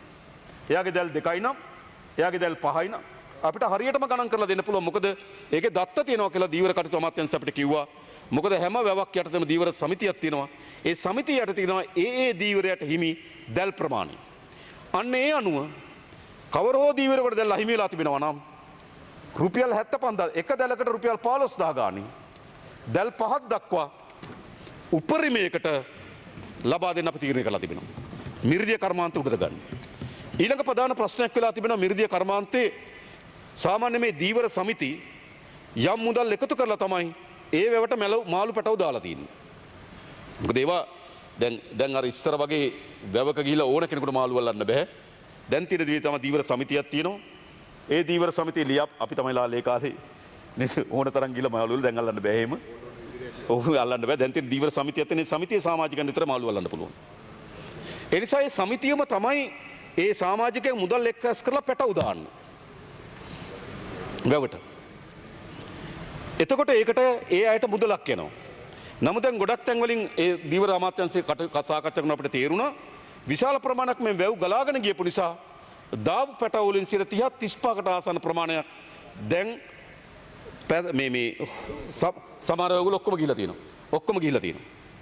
ඒ නිසා දැන් අරගොල්ලෝ මුදල් දාලා තිනවා. හැබැයි පැටවු ලොකු වෙන්න පැටවු නෑ දැන්. ඒ නිසා දීවර අමාත්‍යාංශයට අපි මුදල් වෙන් කරනවා. මේ ජලාශවලට හානියටපත් වුණු ජලාශවලට දෙපාරක් දීවර අමාත්‍යාංශෙන් සල්ලි යොදවලා පැටවු ලබා දෙනවා. මොකද අපිට ඕන කර්මාන්තය දිනු කරන්න. දැන් පැටවු වලට සල්ලි දීලා වැඩක් නෑ. අපි තීරණය කරා වැව් වලට පැටවු ලබා දෙනවා. ඒතර පුළුවන්කම තියෙනවා අර මාස කීපයක් යනකොට අර අස්වැන්න මේගොල්ලන්ට ලබා ගන්න පුළුවන්කම තිබෙනවා. ඉතින් මේ පැත්තෙන් අපි කරදී දීවර කර්මාන්ත ගැන අපි කල්පනා මිරිදී දීවර කර්මාන්ත ගැන අපි කල්පනා කරලා තියෙනවා. ඊළඟ විශේෂම ගත්තොත් ආපදාවට ලක්වුණු පාසල් සිසුන්ට අපි කලින්ම කිව්වා රුපියල් 25000ක දීමනාවක් දෙනවා කිව්වා. ඒ කියන්නේ අපි දෙනවා කිව්වා රුපියල් 25000ක දීමනාවක් දෙනවා කිව්වා. මේ රුපියල් 25000ක දීමනාව ලබා දෙනකොට එකක් රුපියල් 10000ක් අපි ජනාධිපති අරමුදලෙන් ලබා දෙනවා. රුපියල් 15000ක් අපි භාණ්ඩාගාරය සල්ලි වලින් ලබා දෙනවා. ඒක තමයි අපේ තීරණේ තියෙන්නේ. තිබුණු ප්‍රශ්නේ තමයි දැන් මේ පාසල් ඒ දරුවා ආපදාවට ලක් වුණා කියලා කවුද හඳුනාගන්නේ? එතන අපිට හරි පැහැදිලි මේක විදුහල්පතිට හඳුනා ගන්න බෑ. අපි ගියාට පස්සේ අපිට සාකච්ඡාවලදී තේරුණා මොකද විදුහල්පතිට සීමාවෙ නෙවෙයි තියෙන්නේ ඉස්කෝලේ යට වෙලා නැහැ ගෙදර යට වෙලා තියෙනවා. එහෙම නැත්නම් ගෙදර යට වෙලා නැහැ නේද ඉස්කෝලේ යට වෙලා තියෙනවා. ඒ නිසා විදුහල්පතිට හොයාගන්න බෑ. ඒ නිසා මේ කිව්වා ග්‍රාම නිලධාරි මහතුරුවරා මේ සංඛ්‍යා දත්තට ගන්න කියලා. මොකද ඒගොල්ලෝ දන්නවා දැන් 25000 දීමනාව දෙනකොට ඒගොල්ලෝ දන්නවා කවුද මේ කියලා. මොකද දැන්ට වාර්තා වෙලා තියෙන ප්‍රමාණය අනුව පවුල් 6,20,000යි. පවුල් 6,20,000 තමයි දැන්ට ආපදාවට ලක් වෙලා තියෙන කියලා වාර්තා වෙලා තියෙන්නේ. එතකොට මේ පවුල් 6,20,000ම ඉන්න දරුවෝ ඉන්නවනම් අන්නේ දරුවන්ට ආපදාවට ලක් වුණු දරුවන්ට අපි රජයෙන් 15,000ක දීමනාවක් ලබා දෙනවා. ඒ තොරතුරු එකතු කරගන්න පුළුවන් ග්‍රාම නිලධාරි මහතුරුන්ට අන්නේ ග්‍රාම නිලධාරි මහතුරුගේ තොරතුරු එකතු කරගත්තට පස්සේ ජනාධිපති අරමුදලට ලේසියි. මොකද ජනාධිපති අරමුදලට පහළ යාන්ත්‍රණයක් නැහැ. ඒතර පහළ යාන්ත්‍රණයේ තියෙන රාජ්‍ය යාන්ත්‍රණයට ග්‍රාම නිලධාරි මහතුරු එකතු කරලා ඒක ප්‍රාදේශීය ලේකම්තුමාලා හරහා ලබා දුන්නාට පස්සුව ඒ නාම ලේඛනයටම නැවත රුපියල් 10000ක් ජනාධිපති අරමුදලෙන් ලබා දෙන්න පුළුවන්. එහෙම වුණාම මම හිතන්නේ අපිට රුපියල් 25000 පාසල් දරුවෙකුට ලබා දෙන්න පුළුවන්. අපි උපරිම උත්සාහ කරන අලුත් පාසල් වාරය ආරම්භ කරන්න කලින් මේ මුදල් ලබා දෙන්න ඕන කියන ස්ථාවරයක අපි ඉන්නවා. ඒතර ඒක මම හිතනවා පාසල් ළමයි නැවත පාසලට යාම සඳහා. අපි දැන්ටමත් වෙන් කළා තියෙනවා සමෘද්ධිසා ළමයි 200ට අඩු පාසල් වලට රුපියල් 6000ක දීමනාවක් ලබා දෙන්න. ඒවා කිසි දෙයක් අප්පාදු කරන්නේ. ඒ දීමනාව එසේම ලබා දෙන ගමන් මේ විශේෂ ආපදාව හේතු කොටගෙන අපි ඒ ළමුන්ට ඒ රුපියල් 25000 දීමනාව ලබා දෙනවා. ඒකට අවශ්‍ය මුදල් ප්‍රතිපාදන මේ පරිපූර්ණක ඇස්තමේන්තුව තුළ තිබෙනවා. ඊළඟ විශේෂම ගත්තොත්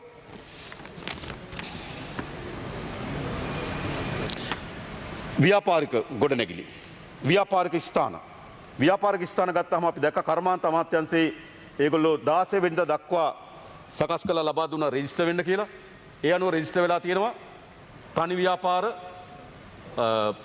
සුද්‍ර ව්‍යාපාර සහ සුළු ව්‍යාපාර. තනි ව්‍යාපාර, සුද්‍ර ව්‍යාපාර, තනි ව්‍යාපාර, සුද්‍ර ව්‍යාපාර සහ සුළු ව්‍යාපාර කියලා වර්ග තුනක් ඒගොල්ලෝගේ අනුව තියෙනවා. ඒ වර්ග තුනේ දැන්ට ලියාපදිංචි වෙලා තියෙනවා 9600ක් වගේ. හානි වුණායයි කියලා. අපි තීරණය කළා තියෙන්නේ 9600ටම ලක්ෂ 2 ගාණේ ලබා දෙන්න. ඒක මම හිතන්නේ අපි දැන් මුදල් කර්මාන්ත අමාත්‍යාංශයට එව්වා. ඒක හරි ලේසි.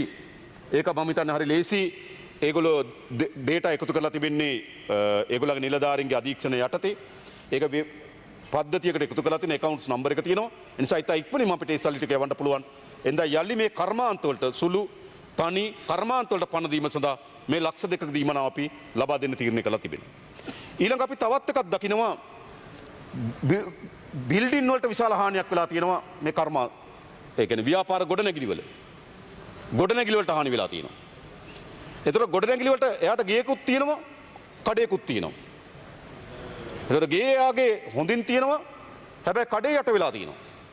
අපි ඒගොල්ලන්ගේ බිල්ඩින් එක හදන්න දෙන්න ඕන. අපි ඒ නිසා තීරණය කළා තිබෙනවා ආපදාවට ලක් වුණු අර්ධ හානි වලට ලක් වෙලා තියෙන බිල්ඩින් වලට ආරම්භයක් ලෙස ලක්ෂ 5 ගානේ ඔක්කොටම දෙනවා. ලක්ෂ 5 ගානේ දෙනවා. කවුරු හරි කියනවනම් තමන්ගේ ලක්ෂ 5 ප්‍රමාණවත් මදි කියලා ඒක තක්සේරු කරලා උපරිම ලක්ෂ 50 දක්වා දෙනවා. තක්සේරු නොකර දෙනවා. කිසිදු තක්සේරුවකින් තොරව එයාගේ බිල්ඩින් එකට හානියක් වෙලා තිබෙනවා නම් රුපියල් ලක්ෂ 5ක දීමනාවක් ලබා දෙනවා. කවුරු හරි කියනවා නම් Tamanට ලක්ෂ 5 ප්‍රමාණවත් නැහැ තමන්ගේ හානියට අනුව නම් එයාට කියන්න පුළුවන් මට ලක්ෂ 5 එපා මගේ එක තක්සේරු කරන්න. පහත් අරගෙන තක්සේරු කරන්න බෑ. පහ මූලික වටේ ගන්න කැමති හැම දෙනාටම ලක්ෂ 5 ගන්න පුළුවන්. නෑ තමන්ගේ හානිය ලක්ෂ 5ට වඩා ලොකුයි කියලා හිතනවනම් තමන්ගේ ව්‍යාපාරික ස්ථානට වෙලා තියෙන හානිය ලක්ෂ 5ට වඩා වැඩි කියලා හිතනවනම් එයාට අපි තක්සේරු කරාට පසුව ලක්ෂ 50 දක්වා ලබා දෙන්න තීරණය කළා තිබෙනවා. ඒතර මම හිතන්නේ ඒ ව්‍යාපාරික ස්ථානවලට ව්‍යාපාර ස්ථාන කොට නැගීම සඳහා ඒ කාර්ය ප්‍රමාණව. ඊළඟ තව කර්මාන්ත අමාත්‍යාංශ රෙජිස්ටර් නොවුණු හැබැයි ප්‍රාදේශීය ලේකම් කාර්යාලවල වෙළඳ බලපත්‍ර ගත්තු මේ වගේ සුළු ව්‍යාපාරිකයන් විශාල ප්‍රමාණයක් තියෙනවා. හැබැයි ඔගේ දත්ත හරියටම එකතු වෙලා නැහැ. නිසා දත්ත එකතු වෙන්නේ නැතුව අපිට ඒක තීරණයක් ගන්න බෑ. හැබැයි අපි ආණ්ඩුවක් ඇටියට ඉන්නවා කඩයක් කරා ගමක. කඩේ බඩු ඔක්කොම ගියා. එයාට අපු කඩේ පටන් ගන්නේ කොහොමද? පොඩි ව්‍යාපාරයක් කරමින් හිටිය. නේද? අපි හිතමු මාළු ලෑල්ලක් කරා. එයාගේ මාළු ලෑල්ලේ හට් එක ගලවගෙන ගියා. හැබැයි රෙජිස්ටර් වෙලා නැහැ. හැබැයි නැවත හට් එකක් හදාගෙන ව්‍යාපාරේ පටන් ගන්න. ඒකට ආණ්ඩුව ආධාර කරන්න ඕන. හැබැයි ඒ පිළිබඳ පූර්ණ දත්ත නැති නිසා හෙට අපි සියලුම දිස්ත්‍රික් ලේකම්වරු කැඳවලා තිනවා. ඒ දිස්ත්‍රික් ලේකම්වරුන්ට ප්‍රාදේශීය වශයෙන් තිබුණු අර කර්මාන්ත අමාත්‍යාංශ රෙජිස්ටර් නොවුණු ප්‍රාදේශීය වශයෙන් තිබෙන ව්‍යාපාර ස්ථාන පිළිබඳ අපිට වාර්තාවක් අරගෙන ඒකටත් අපි ඒ ව්‍යාපාර නැවත නගා සිටීමට අවශ්‍ය වෙන දීමනාවක් ලබා දෙන්න තීරණය කළා තිබෙනවා. මා දැනට ඒ දීමනාව ගැන කියන්න බැරි. ඔව් ගඩොල් පෝරුණුවක් ගහගෙන ගිහලා තියෙනවනම් නේද? එයාට නැවත ගඩොල් නේද? එයා ශ්‍රමයේ දාලා සමහරව මම දන්නා මේ ණයට අරගෙන මේවා කරලා තියෙන්නේ. ඒතර ඒගොල්ලන් නැවත ව්‍යාපාරේ පටන් ගන්න අපි කරන්න ඕනකම තියෙන දේ ඒගොල්ලන්ට ආධාරයක් ලබා දිය යුතුයි. හැබැයි ආධාරය ලබා දීම සඳහා ඒ කොච්චර ප්‍රමාණයක්ද කියලා තීරණය කරන්න අපිට අවශ්‍යකම තියෙන කොච්චර ප්‍රමාණයකට හානි වෙලා තියෙනවද කියලා හෙට දිසාපති වුණාලා දිස්ත්‍රික් ලේකම්තුමාලා ඒක අරන් ආවට පස්සේ අපිට ඒ පිළිබඳ තීරණයක් ගන්න. ඊළඟ මහා පරිමාණ ව්‍යාපාර තියෙනවා. විශේෂයෙන් විශ්ව වගා වගේ ඒවා විශාල මිල අධික ව්‍යාපාර. ඒතර මේ ව්‍යාපාර වලට ප්‍රධාන ප්‍රශ්නේ තමයි නැවත මේක ආරම්භ කිරීම සඳහා අවශ්‍ය වෙන වර්කින් කැපිටල් එක. ඒක ලබා දෙන්න ඕනකම. ඒගොල්ලන්ට වැඩ කරගන්න සල්ලි නෑ. අපි තීරණයක් ගත්තා මෙහිම. ඒගොල්ලෝ ගොඩක් ඔයිස්සෝ ඒ කට්ටියත් එක්ක අපි සාකච්ඡා කරා. ඒගොල්ලන් ආපු යෝජනා තමයි ඒගොල්ලන්ට සහනශීලී ණයක් ලබා දෙන්න කියන එක. ඒගොල්ලෝ යෝජනාව තියෙනවා සහනශීලී ණයක් ලබා දෙන්න. ඒත් අපි තීරණය කළා තියෙනවා සහනශීලී ණයක් ලබා දෙන්න. එකක් අර පොඩි අයට ලක්ෂ 2.5 සිට ලක්ෂ 10 දක්වා. ලොකු අයට මිලියන 25 දක්වා ලක්ෂ 250 දක්වා ණයක් ලබා දෙනවා. ණය ලබා දෙනකොට ආණ්ඩුව පොලියක් අය කරන්නේ නැහැ. ආණ්ඩුව මුළුමනින් මේ පුඳල් ටික බැංකුවට ලබා දෙනවා. බැංකුව හරහා තමයි මේක දෙන්න ඕන. මොකද හරියට ඒගොල්ලෝ පරණ ගිණුම් බලලා ඒගොල්ලෝ දන්නවා මේ ව්‍යාපාරෙට මිලියන 25ක් ඕනද මිලියන 10ක් ඕනද කියන ඒගොල්ලෝ දන්නවා ඒගොල්ලන්ගේ ගනුදෙනු කරුවන් නිසා. ඒතර බැංකුවට පුළුවන් තීරණය කරන්න. අපි මොකද කරන්නේ? අපි බැංකුවට සල්ලි ලබා දෙනවා. බැංකුව විසින් ඒගොල්ලන්ගේ පරිපාලන වියදම් වලට අදාළ වෙන පරිදි ඒ පොලියට දෙනවා. ඒ කියන්නේ සාමාන්‍යයෙන් ගත්තොත් ඒගොල්ලෝ හිතනවා සාමාන්‍යයෙන් ඉස්සරනම් පරිපාලන වියදම් නිසා ඒගොල්ලෝ 3% වගේ පොලියක් ගන්නවා. ඒ කියන්නේ ආණ්ඩුව තමයි බැංකුව හරහා තමයි මේ ණය යෝජනා ක්‍රමය ක්‍රියාත්මක කරන්නේ. ආණ්ඩුව බැංකුවට සල්ලි දෙනවා. බැංකුව තමන්ගේ මේ ව්‍යාපාර හානි වුණු අයට ඒ තක්සේරු අනුව ඒගොල්ලෝ මුදල් ලබා දෙනවා. බැංකුවට යනවා මේකේ කාර්ය මේ වියදම් පරිපාලන වියදමක් යනවා. ඒ වියදමට සරලන පොලියක් බැංකුව ඇතුළු කරයි. මම හිතන්නේ 2%ක 3%ක වගේ පොලියක් බැංකුව අය කරයි. ඒ අය කරලා මේ ණය මුදල් ලබා දෙනවා. ඒ වගේ මාස 6ක ග්‍රේස් පීරියඩ් එකක් ලබා දෙනවා. මාස 6කින් පස්සෙ තමයි ඒගොල්ලෝ ගෙවන්න පටන් ගන්න ඕනකම තිබෙන්නේ. ඒතර මම හිතනවා මේ සුළු පරිපාලන ව්‍යාපාරිකයන්ට අපිට මිලියන 25ක් වන්දිලෙස ගෙවන එක ලේසි සාධාරණ අමාරුයිනේ. ඒක අපි දන්නවා කවුරුත්. ඒ නිසා අපි කරන්න ඕන කතනේ ව්‍යාපාර නැගීම සඳහා අත දෙන්න. ඇත්ත ගත්තොත් ආණ්ඩුවෙන් දෙන්නේ පොලි රහිතව. නමුත් බැංකුව හරහා තමයි මේ ණය ලබා දෙන්න ඕන. බැංකුව තමගේ පරිපාලන වියදම් සඳහා යම් පොලි අනුපාතයක අය කරයි. ඉතින් අපි හිතන 2%, 3% අතර පොලි අනුපාතයකට මේවා ලබා දෙයි කියලා. ඒතර අපිට පුළුවන් ඔය මිලියන 25 දක්වා ණය යෝජනා ක්‍රමයක් හදලා තියෙනවා. එවැනි ව්‍යාපාර යලි නගා සිටුවන්න. ඊළඟ ප්‍රධාන ප්‍රශ්නේ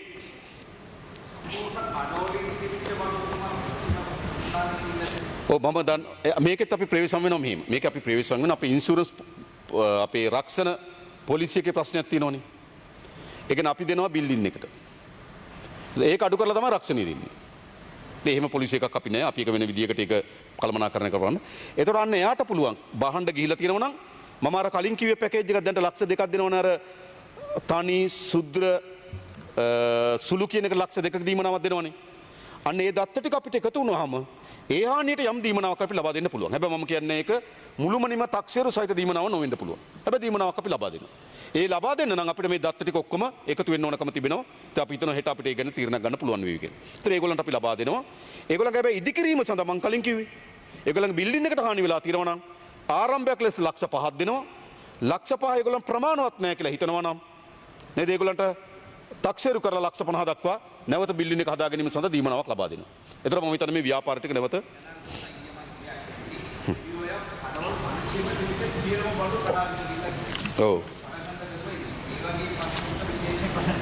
අනිවාර්යෙන් නේද අපි එක බලමු ආපු දත්තත් එක බලලා නේද අපි දීමන අපේ අරමුණ මොකද්ද? අරමුණ මේ ව්‍යසනයට පත් වුණු අයගේ ජීවිතයේ යලි නගා සිටීම සහ සමහර තැන්වල තිබුණාටත් වඩා වැඩියෙන් උඩට අපි ගේන්න ඕන. ඒක තමයි ආණ්ඩුවක වගකීම. එබට ඒගොල්ලෝ අත්තරින්න බෑ. ඕගොල්ලෝ ගංගා අයිනේ හදන් හිටිය කියලා අපිට අත්තරින්න බෑ. අපි මේකෙදි අනවසර කියලා සැලකිලිට භාජනය කරන්නේ නැහැ. අපේ වගකීම තමයි අනවසර ඉදිකිරීම හානි වෙලා තියෙනවා නම් ගෙවන්න ඕන. හැබැයි අභිප්‍රාය අනවසර කියන අයින් කරගන්න එක තමයි අපේ අභිප්‍රාය. ඒ නිසා මම හිතන්නේ ඒක තමයි අපි ඒ සඳහා තිබෙන යෝජනාවලිය.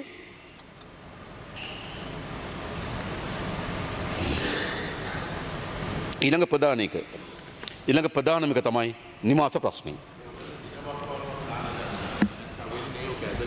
නෑ ඇත්තටම ඔබතුමා ඔව් ඇත්තටම රවි කරුණානායක මන්ත්‍රීතුමා මතු කරන එක ඇත්ත. මේකට යම් කාල රාමුවක් අවශ්‍යයි. නැත්නම් මේක ඇදගෙන යන්න ඉඩ තියෙනවා. ඒක මම කිව්වා ලක්ෂ 5 දාපුවාම මම හිතන 80ක් විතර මෙතන යයි කියලා. ඒතර අපිට නැත්නම් මේ හැම කෙනාම තක්සේරු කර දෙන්න ගියොත් ගෙවල් විතරක් වාර්තා වෙලා තියෙන 1,20,000ක් විතර. මේ හැම ගේම තක්සේරු කරන්න ගියොත් මේක කරන්න හම්බ වෙන්නේ නැහැ. ඒතර අපි ඉස්සලා යම් සාධාරණ සමහරයට වැඩි වෙන්න පුළුවන් සමහරට අඩු වෙන්න පුළුවන්. නමුත් අපි ලක්ෂ 5ක දීමනාවක් දෙනවා කිව්වහම මම හිතන 80ක් විතර මෙතනින් එළියට වැටෙයි කියලා. ඒ ලක්ෂ 5 අරගෙන ඒගොල්ලෝ ප්‍රමාණවත් කියලා හිතනවා. ඉතුරු ටික අපිට තක්සේරු කරලා දෙන්න පුළුවන්. ඒතකොට මම හිතන්නේ අපි කාර්යක්ෂම කරගන්න පුළුවන්. ඒක ඔබතුමා මතක් කරන එක ඇත්ත. හැබැයි කාලරාමුවක් අවශ්‍යයි. හැබැයි අද සිකුරාදා අද අපි කිව්වට පස්සේ සඳුදා ගිහිල්ලා ලැබුණාද කියලා අහන්න නම් එපා. නෑ ඒක සාධාරණ නැහැනේ. නේද? එහෙම වහනකොට තමයි ප්‍රශ්නේ. අද සිකුරාදා මේක සම්මත කරනවා. හරි. සඳුදා ගිහිල්ලා අහනවා ලැබුණාද පොතේත් ලියා ගන්නවා. ඇත්තටම අපි මේකට ඕරිසියල් මහතුරු ටික පත් කරන්න ඉතින් ඉන්නවා. මේක විමර්ශනය කරන්න ඕනේ මේක යනවාද කියලා. ඉතින් මම කියන්නේ මෙහෙම කරන්න එපා. මේ ඔක්කොම රැස් වෙන මොකද්ද? හැම දිස්ත්‍රික්කෙම දිස්ත්‍රික් ආපදා කළමනාකරණ කමිටුව තියෙනවා. ප්‍රාදේශීය කළමනාකරණ කමිටුව තියෙනවා. ඔබතුමාලා ඒකට සහභාගී වෙන්න. ඒකට මේ අදාළ නිලධාරීන් ඔක්කොම එනවා. මේ පිටින් යන්න ඕනේ මේ කොළඹින් යන්න ඕනේ මාතලේ මොකද උනේ කියලා බලන්න. ප්‍රාදේශීය ලේකම් කාර්යාලයට මේ නිලධාරීන් ඔක්කොම එනවා. තමුන්නාන්සලගේ മന്ത്രിවරුත් එනවා. එතන මේ ප්‍රශ්නේ ගන්න. 25 මේ ග්‍රාම සේවාස මෙන්න මේ ආයත ලැබිලා නැහැ මොකද? ඒ වගකීම් නිලධාරිය එතන ඉන්නවා. ඒකට ඇත්ත ප්‍රශ්නේ විසඳන්න නම් තියෙන ක්‍රමයක් තියෙනවා. මම හිතන්නේ මේ ආපදා කළමනාකරණ කමිටුව මම දන්නා බදුල්ලේ එහෙම කාලයක් හැමදාම රැය 7ට රැස් වුණා. උදේ 7යි රැය 7යි දෙකටම රැස් වුණා. ඉතින් දිනපතා රැස් වෙනවා මේවා. දැන් නම් දිනපතා රැස් වෙන්න අවශ්‍ය නැහැ නේද? දැන් දවසක් කර දවසක් බදුල්ලේ ආපදා කළමනාකරණ කමිටුව රැස් වෙනවා. ඉතින් එතෙන්ට තමුන්නාන්සලා යන්න විපක්ෂයේ හැටියට අපි හැමදෙනාම අභිප්‍රාය වෙන්න ඕන මොකද්ද? කොතනකරි මේ දීමනාව ලැබෙන්නේ නැත්නම් ලැබෙන තැන් ටික බලලා එතන ගිහලා නිලධාරි මහතුරු ගන්න ඇයි මේ ලැබෙන්නේ නැත්තේ? ඔව් ඒකනේ ඉතින් එන්නේ නැත්තම් එහෙම බදුල්ලේ අපේ සමන්ත ඇමතුමා කියන කවුරුත් එන්නේ නැහැ කියලා. ඉතින් ඇවිල්ලා බලන්න මේක ඇත්තටම පුරවැසියන්ට ලබා දෙන්න නම් කල යුත්තේ කුමක්ද? ඊට වගකීතු නිලධාරි. ඒ නිලධාරීන් එක හමුවක් තියෙන ආපදා කළමනාකරණ කමිටුව. ඒ කළමනාකරණ කමිටුවට ඔක්කොම එනවා. ඉතින් අපි මෙතන පාර්ලිමේන්තුවේ අපි තමුන්නාන්සලා ඔක්කොම එකතන මේක අනුමත කරලා දීලා තියෙන පාර්ලිමේන්තුවේ. එතන එතෙන්ට ගිහිල්ලා අහන්න ඕනේ මේක ලැබුණාද නැද්ද? ලැබිලා නැත්නම් මොකද්ද? කීයකට ලැබුණාද? කොහෙද නැත්තේ? එහෙමනේ ප්‍රශ්නේ. ඇත්තට කෙරෙන්න ඕන නම් කරන්න ඕනකම තියෙන එකනේ. ඇත්තට මේ පුරවැසියන්ට මේ දීමනාව ලබා දීමේ අවංක සද්දුවමනාවක් නම් තියෙන්නේ ආපදා කළමනාකරණ කමිටුව වලට ඇවිල්ලා ප්‍රශ්න අහන්න. වෙන ව්‍යාජයක් නම් තියෙන්නේ පාරෙන් පාරට ගිහිල්ලා කොලේ ලියාගෙන ඉන්න ලැබුණා නැද්ද කියලා. ඒවා බොරු. හොඳ ඒවා ඇත්ත වමනාව නෙවෙයි ඒකේ තියෙන්නේ. ඇත්ත වමනාව නේද? මනෝ මන්ත්‍රී සහභාගී වෙනවා. ඔබතුමාට පුළුවන් ඔබතුමාගේ ප්‍රාදේශීය ලේකම් කාර්යාලයට අදාළ ආපදා කළමනාකරණ කමිටුව රැස් වෙන ප්‍රශ්න අහන්න පුළුවන්. නිලධාරීන්ගෙන අපි ඔක්කොම එකට එක අහමු. මොකද අපි පාස් කළා දීලා තියෙන මුදල් අදාළ විදිහට ගියාද නැද්ද කියලා සොයා බලන එක අපි හැමදෙනාගේ වගකීම. ඉතින් ගෙන්ගෙට ගිහිල්ලා කරමු මාස 2ක් විතර ගිහිල්ලා ගෙන්ගෙට යමු. දැන් කමිටුවට යන්න. හරි මං අවංකව ඉල්ලා හිටින්නේ. ඒතර මේ ප්‍රශ්න නිරාකරණය කරගන්න පුළුවන්. මොකද අපි හැමදෙනාටම ඕනකම තියෙන මේ කාර්යක්ෂම ලබා දෙන්න නම් ඒ ලබා දීම සඳහා කාර්යක්ෂම කරන ස්ථානය තමයි මේ ආපදා කළමනාකරණ කමිටුව. ඒක වැදගත් කියලා මම හිතනවා. ඊළඟ විශේෂයෙන්ම මා අවධානය යොමු කරන්න කැමති මේ නිවාස ප්‍රශ්නේ. මම මේ පාර්ලිමේන්තුවේදී කිව්වා මේ පූර්ණ වශයෙන් නිවාස අහිමි හැම කෙනෙකුටම ලක්ෂ 50ක් ලබා දෙනවා කියලා. ඊට අමතරව කිව්වා රජෙන් නිවසක් ලබා දෙන්න උත්සාහ කරනවා. රජෙන් නිවසක් ලබා දෙන්න රජෙන් ඉඩමක් ලබා දෙන්න උත්සාහ කරනවා. ඉඩමක් ලබා දෙන්න බැරි නම් ලක්ෂ 50 දක්වා සීමාවකට ඉඩමක් මිලදී ගන්න අවස්ථාව දෙනවා. ඔක තමයි අපේ යෝජනාව. මේ යෝජනාව එතන පූර්ණ වශයෙන් හානි වුණු අය. එතන පූර්ණ වශයෙන් හානි වුණු නිවාස තියෙනවා මම කලින් කිව්වා. පූර්ණ වශයෙන් හානි වුණු නිවාස තියෙනවා 6228ක්. නමුත් අපි මේක අධ්‍යයනය කරනකොට පූර්ණ වශයෙන් හානි වුණු නිවාස වලට පමණක් මේක යෝජනා කළා හරියන්නේ නැහැ. පූර්ණ වශයෙන් හානි වෙලා තියෙනවා.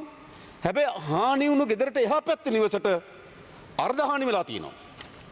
හැබැයි NBR එකෙන් කියනවා එයාට එතෙන්ට යන්න සුදුසු නැහැ කියලා. තවම මේ හානි වුණු කලාපී තව නිවසක් තියෙන නිවසට හානි වෙලා නැහැ. හැබැයි අවදානම් කියලා කියනවා. එහෙම ගත්තම මම කලින් කිව්වා පූර්ණ වශයෙන් හානි වුණු නිවාස තියෙන 6228ක් අර්ධ හානි වූ NBR අවසර ලබා නොදෙන නිවාස තියෙනවා 4543ක්. හානි නොමැති නමුත් NBR අවසර නොදෙන නිවාස තියෙනවා 6877ක්. මුළු ප්‍රමාණය තියෙනවා 17648ක්. දැන් අපේ ප්‍රතිපත්තිය මොකක්ද?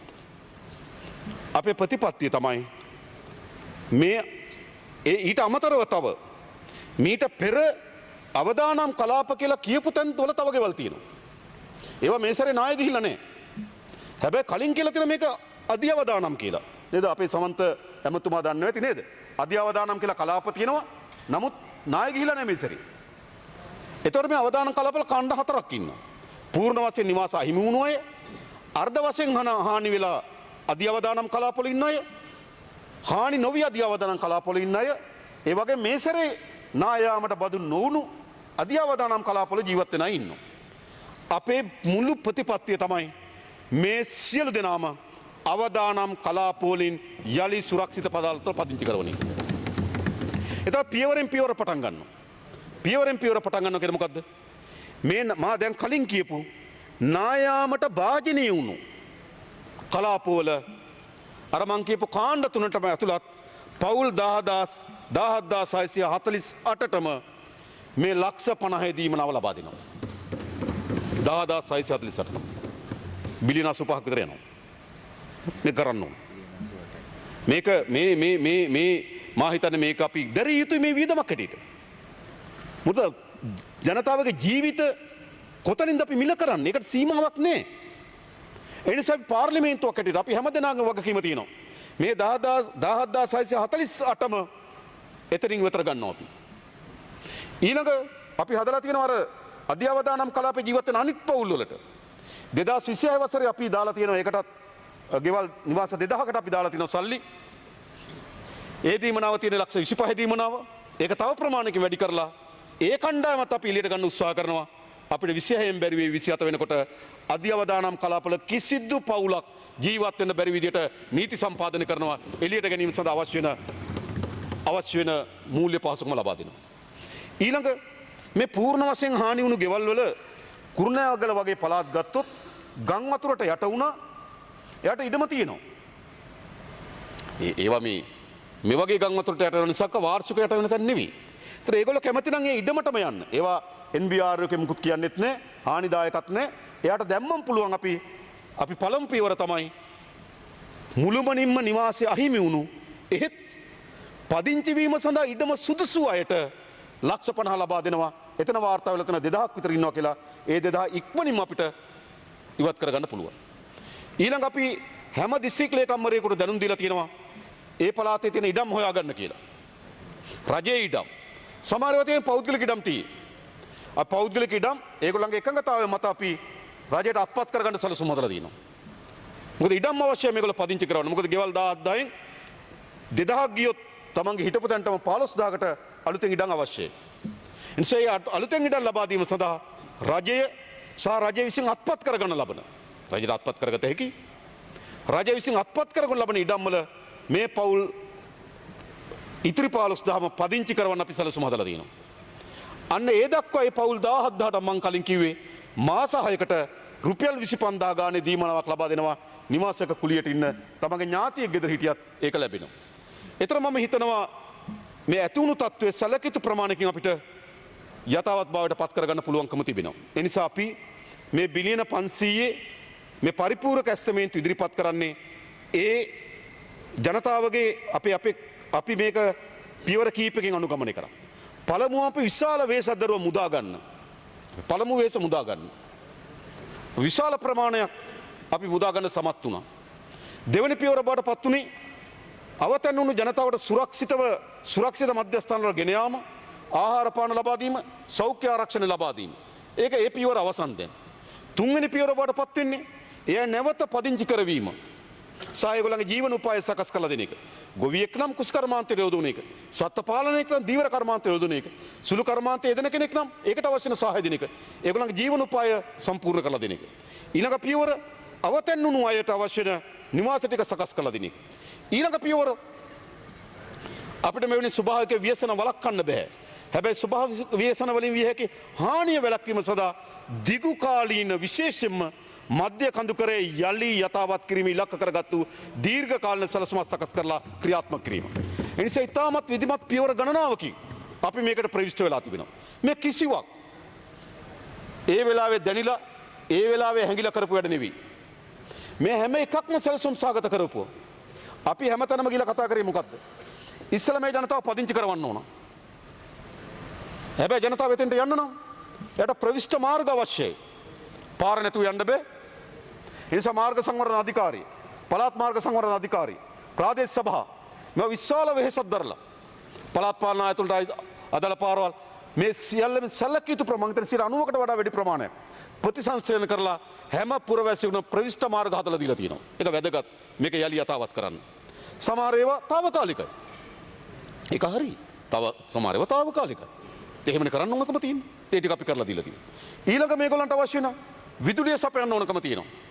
දැන් විදුලි බල මණ්ඩලයේ නිලධාරීන් එක නිලධාරී මහත්මෙක් මිය ගියා පවා. නිලධාරීන් විශාල වෙහෙසක් දරලා මම හිතන්නේ හැමතැනම වගේ දැන් ගත්තොත් විදුලි බලය ලබා දීම යථාවත් කරලා තියෙනවා. ඒක අපි දෙවෙනි පියවර. මේගොල්ලෝ යටිතල පාසුම් හදන්නේ. තුන්වෙනි එක ජල සැපයීම. ආකාර තුනකට වතුර සපයා ගන්නවා ඒගොල්ලෝ. එකක් ජල සම්පාදන මණ්ඩලයෙන් වෝටර් බෝඩ් එකෙන්.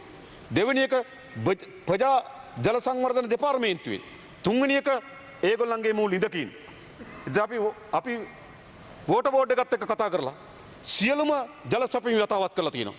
ප්‍රජා ජල සංවර්ධන ව්‍යාපෘති අර තැන් දෙක තුනක ජල මූලාශ්‍රයන්ට විශාල හානියක් වෙලා තියෙනවා. අනිත් ඔක්කොම අවසන් කරලා තියෙනවා. ඊළඟ ලිං පිරිසිදු කරන එක. හමුදාව ස්වේච්ඡාවෙන් අපේ පක්ෂය ඇත්තටම ගිහිල්ලා. ගෙවල් ගාන ගිහිල්ලා මේ ලිං ටික පිරිසිදු කරලා දීලා තියෙනවා. ඒ නිසා උන් යලි යථාවත් කරන්න ඒගොල්ලන්ට අවශ්‍ය වෙන පානීය ජලය ලබා දෙන්න ඕන. ඊළඟ sannivedanaye. අපි අවස්ථා ගණනාවකදී නේද අදාළ sannivedana ආයතනත් එක්ක සාකච්ඡා කරලා අපි sannivedana සපයලා දීලා තිබෙනවා. ඒ නිසා ඊළඟ අපේ ප්‍රධාන අභිප්‍රාය වෙන්නේ පාසල් ආරම්භ කිරීම. දැන් පාසල් 200ක ආසන ප්‍රමාණයක තාම කීපයක් තියෙනවා. ඒක ඉතා ඉක්මනින් අපි විවෘත කිරීම ඊළඟ අභිප්‍රාය. ඒ නිසා අපි මේ එකක්වත් මම නැවත කියන්නේ මේ දකින්නකොට හිතෙනකොට කරන ඒවා නෙවෙයි. අපි ඊටමත් සැලසුම් සහගතව පියවරෙන් පියවර අපි මේ සැලසුම සකස් කරලා අද වෙනකොට මම හිතන්නේ ජීවිත යථාර්ථවත් කිරීමට අවශ්‍ය වෙන යටිතල පහසුකම් ටික සකස් කරලා දීලා තිබෙනවා. ආණ්ඩුවක් හැටියට අපේ වගකීම අපි නිසි පරිදි ඉටු කරායයි කියන තෘප්තියක් සහ වගකීමක් දරුවායයි කියන වගකීම ඉටු කරායයි කියන හැඟීමක් අපිට තියෙනවා. අපි ඒක කරලා තියෙනවා. මේ ව්‍යසනයේ දේශ බලපුවාම බොහෝ අය හිතුවා තමන්ගේ ජන ජීවිතය යලි යථාවත් කරගන්න සැලකිය යුතු කාලයක් යයි කියලා. පාර විවෘත වෙන්න, විදුලිය ලබා දෙන්න, විදුලිය හයිඩ්‍රේෂන් කණු ගලවගෙන ගිහිලා තිබුණේ. නේද? වෝටර් බෝඩ් එකේ නේද? වෝටර් ඒ කියන්නේ පොම්ප මැෂින් ඔක්කොම ගලවගෙන ගිහිලා තිබුණා. එහෙම තිබුණේ.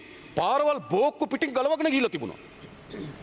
අපිට ඉන්දියානු රජයෙන් විශේෂම තාවකාලික පාලම් ලබා දුන්නා. අපේ හමුදාව ගාව තිබුණා, RDA එකේ තිබුණා. ඒ වගේලා තාවකාලික පාලම් ස්ථාපිත කරා. බලන තැන ඒ කියන්නේ අපි බැලුවා අපි ගාව තියෙන පාලම් සංචිතය අවශ්‍ය වෙන තැන් ටික බැලුවා. RD එකෙන් අවශ්‍ය වෙන සැලැස්ම හැදුවා. ඒ සැලැස්මට අපි අවශ්‍ය වෙන తాවකාලික පාලම් ටික යොමු කරා. ඊටමත් සැලසුම් සහගතව මේ රට යලි යථාවත් බවට පත් කිරීම සඳහා අපි ඉටු කරලා තිබෙනවා. මා හිතනවා තව ඉස්සරහට අපිට යන්න ඕනකම තියෙනවා. දැන් මේ පාරවල් ටික ස්ථාවර පාරවල් බවට පත් කරන්න ඕන. ඒ සඳහා RD එක දැන්ට ඇස්තමේන්තුව හදලා තිනවා බිලියන 190ක් වැය වේවි කියලා RD එක කියනවා තමන්ගේ පාරවල් ටික හදන්න. ඒකට වෙන් කළ තියෙන මුදල් වලින් කොච්චර ප්‍රමාණයක් ගන්න පුළුවන්ද? අමතර මුදල් මේ අතිරේක මේ පරිපූර්ණ ඇස්තමේන්තුව ලබා දෙන්න අපි කල්පනා කරනවා. රේල්වේ එකට විශාල හානියක් සිද්ධ වෙලා තිබෙනවා. ඒක ඇස්තමේන්තුව අපි ඉතින් ඉතාමත් හොඳින් අපිට සකස් කළ ඉතාම ලැබුණාම ඒ සඳහා අවශ්‍ය වෙන ප්‍රතිපාදන අපි ලබා දෙන්න සැලසුම් කළා. ඊළඟ විශේෂම ගත්තොත් වාරි මාර්ග දෙපාර්තමේන්තුව හානි වෙලා තියෙන තැන් ටික බලලා ඒකත් ලබන අවුරුද්ද ඇතුලේ ප්‍රතිසංස්කරණය කරන්න ඕන. අපි ආරම්භයක් ලෙස මේ මහා කන්නේට අවශ්‍ය වෙන ජල සැපයීම දුන්නත් දිගටම එහෙම දෙන්න බෑ නේද? ඊළඟ යල් කන්නේ එනකොට අපි තෝරාගෙන තියෙනවා කොයි වාරි මාර්ග පද්ධතිය ප්‍රතිසංස්කරණය කරන්න පුළුවන්. ඊළඟ මහා කන්නේ එනකොට අපි ඊළඟ මොන වාරි මාර්ග පද්ධතිය ප්‍රතිසංස්කරණය කරන්න කියලා ඒ ටික සකස් කරලා තිබෙනවා. ඊළඟ විශේෂම ගත්තොත් අපි අපේ සැලසුම් දෙපාර්තමේන්තුවේ නිලධාරි මහතුරු ඉතාමත් වෙහෙස දරලා මේ දෙපාර්තමේන්තුවල තොරතුරු ඔක්කොම එකතු කරලා පොඩි පැකේජ් හදලා තිනවා. කවුරු ආධාරයක් දෙන්න ලෑස්ති නම් තැන යවන්න එපා. අක්‍රමවත්ව වියදම් කරන්න එපා. ප්‍රතිඵලයක් නැහැ. අපි දෙන්නම් මුදල කියන්නේ මුදලට අපිට අවශ්‍ය වෙන වැඩි. මෙන්න මේ වැඩේ අපිට කරලා දෙන්න මෙච්චර මුදලක් වේවි. අපි ආධාර ලබා ගන්න අපේක්ෂා කරනවා. මේ මුළු බරම අපේ භාණ්ඩාගාරයට දරා ගන්න බැරිව අපි දන්නවා. නමුත් ඒ සඳහා විධිමත් වැඩපිළිවෙලක් අවශ්‍යයි. අපි දන්නා පහුගිය කාලේ වෙණි ආධාරවලදී නේද? ඒවා විධිමත්ව සිද්ධ වුණ නැති නිසා ඒ වියදම් කරපු මුදලට සාපේක්ෂව අපිට ප්‍රතිඵල ලැබුණේ නැහැ. ඒ නිසා අපි හදනවා ලබා දෙන්න ඕන පොඩි පැකේජ් කීපයක් හදනවා. කවුරු හරි දානපතියෙක් කැමති නම් පාසල් දෙකක් හදලා දෙන්න. ඒක අපි පොඩි එකතුවක් හදලා මේ පාසල් දෙකට මෙච්චර මුදලක් කියලා අපි කියනවා. කවුරු හරි කැමති නම් රෝහලකට උදව් කරන්න. කවුරු හරි කැමති නම් පාරක් හදලා දෙන්න. කවුරු හරි කැමති නම් පාලමක් හදලා දෙන්න. එයාගේ නම වුණත් අපිට ගහන්න පුළුවන්. මේ ඔක්කොම කරලා ඉවරලා මොකද කරන්නේ? මේක සැලසුම් කරලා තියෙනවා. ඒ ආධාර ලබා ගැනීම සඳහා පැකේජ් එකක් හදන්න. ඒ වගේම අපේ ආගමික ස්ථාන ඒවා පිරිසිදු කර ගැනීම සඳහා අවශ්‍ය වෙන රුපියල් 25000 දීමනාව අපි ලබා දීලා තියෙනවා. අපේ බුද්ධ ශාසන කටයුතු සංස්කෘතික කටයුතු ඇමතුමා 801ක් ආගමික 861ක් ආගමික ස්ථාන හඳුනාගෙන තියෙනවා. දැන්ට 1000කට කිට්ටු ප්‍රමාණයක් ඇවිල්ලා තියෙනවා. ඒ සියල්ලම බුද්ධ ශාසන අමාත්‍යාංශයේ තියෙන වැය ශීර්ෂයටදී ඒවා ප්‍රතිසංස්කරණය කිරීම සඳහා සැලසුම් හදලා තිනවා. ඒ වගේම පන්සල් සහ ආගමික ස්ථාන පල්ලි කෝවිල් ඒවා ප්‍රතිසංස්කරණය කිරීම සඳහා යම් දායක සභාවන්ගේ දායකත්ව ලබා දෙන එකඟතාවය පළ කරලා තිබුණා. මේ විදිහට රජයක් ඒ වගේම අපේ පුරවැසියන් ජනතාව විදේශගත ශ්‍රී ලාංකිකයන් මේ ඔක්කොම එකතු කරගත්ත එක්සත් ජනපදයේ ජීවත් වෙන විදේශගත ශ්‍රී ලාංකිකයන්ට පුළුවන් යම් ව්‍යාපෘතියක් බාර ගන්න. ප්‍රංශ ජීවත් වෙන සමහර ශ්‍රී ලාංකිකයන්ට පුළුවන් තව ව්‍යාපෘතියක් බාර ගන්න. ඒ විදිහට අපි අපේ ශ්‍රී ලාංකිකයන්ට මේ ව්‍යාපෘති බෙදලා දෙනවා. අපේ රටේ ඉන්න දානපතියන්ට අපි මේ ව්‍යාපෘති බෙදලා දෙන්න කල්පනා කරනවා. එහෙම කරොත් අපිට හිතනවා අපේ ආණ්ඩුවත් විපක්ෂය පොදු ජනතාව ඒ වගේම විදේශ අපේ මිතුරන් මේ සියල්ලඟම එකතු කරලා අපිට දායකත්ව හැදුවොත් මේ තත්ත්වෙන් අපිට ඉතා ඉක්මනින් ගොඩ ඇවිල්ලා අපි අර අයවැය ලේඛනයෙන් අපේක්ෂා කරමින් තිබෙන වැඩසටහන අපි ඉස්සරහට ක්‍රියාත්මක කරන්න පුළුවන්. ඒ වෙනුවෙන් මේ බිලියන 500 පරිපූර්ණක ඇස්තමේන්තුව මේ පාර්ලිමේන්තුවට සම්මත කරලා දෙන්න කිල්ලා සිටිමින් මම නතර වෙනවා. බොහොම ස්තුතියි ගරු නියෝජ්‍ය කතානායකතුමනි. In today's order paper, item number 1, supplementary sum, head 240, program 2, House agrees.